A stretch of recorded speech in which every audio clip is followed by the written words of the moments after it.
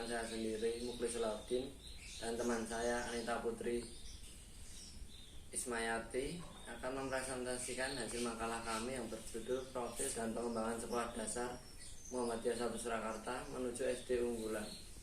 Pendidikan adalah sebagai sumber daya manusia untuk mengembangkan pengetahuan sosial dan pengembangan individu, menurut Rustam Ibrahim tahun 2003.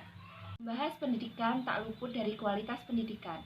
Sekarang ada sekolah unggulan dan sekolah RSBI serta sekolah yang lainnya. Pada kali ini kita akan bahas tentang sekolah unggulan. Sekolah unggulan dapat didefinisikan sebagai sekolah yang mempunyai kelebihan dibandingkan dengan sekolah yang lainnya. Kelebihan dan keunggulan tersebut bisa dari fasilitas sekolah, sarana prasarana, tenaga pendidik, dan yang lainnya. Menurut Sundari Nenden tahun 2008. Fenomena di atas bahwa sekolah unggulan memiliki dasar yang kultur yang kuat. Maka dari itu, kita di sini akan meneliti lebih lanjut mengenai sekolah unggulan yang berada di Surakarta.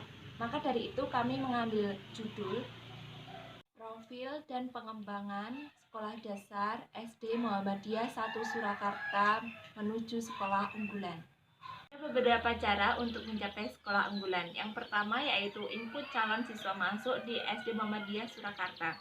Input calon masuk SD Muhammadiyah Surakarta yaitu ada beberapa cara. Yang pertama menurut majelis, yang kedua menurut kalender pendidikan, yang ketiga menurut hasil rapat, dan yang keempat menurut program kerja sekolah.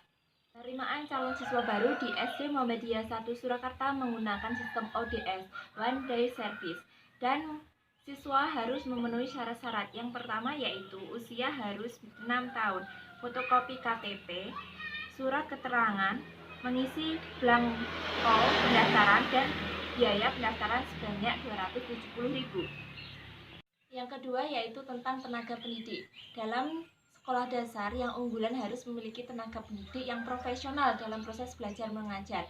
Guru di sekolah unggulan harus mempunyai 3 kompetensi. Yang pertama, kompetensi dalam mengajar, kompetensi dalam penguasaan materi, dan yang ketiga, kompetensi dalam membimbing. Yang ketiga yaitu untuk sarana prasarana pendukung dalam proses belajar mengajar. Di SD Muhammadiyah 1 Surakarta itu udah dalam proses belajar mengajar sudah ada whiteboard, papan tulis, yang kedua sudah ada LCD dan proyektor, yang ketiga sudah ada meja kursi, ada meja arsip, ada meja untuk menata botol dan piring dan yang lainnya. Yang keempat itu sudah ada dalam kelas itu sudah ada pojok baca. Selain itu, dalam SD Muhammadiyah 1 Surakarta ada sarana prasarana pendukung dalam proses belajar yang lainnya, yaitu seperti laboratorium musik, laboratorium karawitan, perpustakaan UKS, satuan pengamanan, aula, studio radio, halaman sekolah, lobi, taman, terus keran untuk wudhu, wastafel untuk cuci tangan, dan yang terakhir itu ada bank sampah. Selanjutnya, D. Kurikulum SD Muhammadiyah 1 Surakarta menggunakan kurikulum 2013. Model pembelajaran yang digunakan di SD Muhammadiyah 1 Surakarta yaitu yang pertama, program MBS adalah dengan mengembangkan model pengembangan aktif, kreatif, efektif, dan menyenangkan atau pakem. Yang kedua, model pembelajaran berbasis proyek. Pasalnya saat ini pembelajaran di sekolah masih lebih terfokus pada hasil pembelajaran berupa pengetahuan semata. Itu pun sangat dangkal, hanya sampai pada tingkatan ingatan C1 dan pemahaman C2, belum sampai pada tahap aplikasi C3, analisis C4, sintesis C5, dan evaluasi C6. F.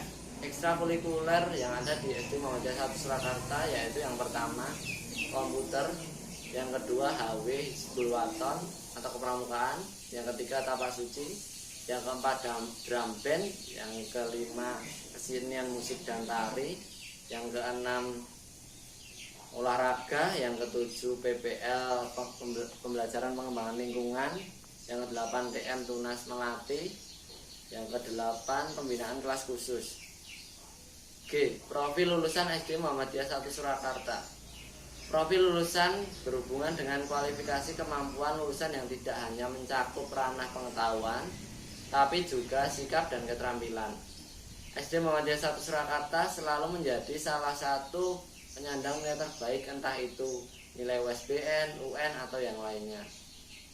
Demikian presentasi dari. Jadi kesimpulannya, untuk mencapai sekolah yang unggulan, yang pertama yaitu untuk input siswa baru yang masuk dalam sekolah tersebut, yang kedua untuk tenaga pendidik, yang ketiga untuk sarana dan prasarana, yang keempat yaitu mengenai kurikulum dalam pembelajaran, yang kelima dalam model pembelajaran yang diterapkan di sekolah tersebut, yang keenam mengenai ekstrakurikuler untuk mengembangkan bakat siswa-siswinya, yang ketujuh yaitu mengenai output luaran dari sekolah tersebut.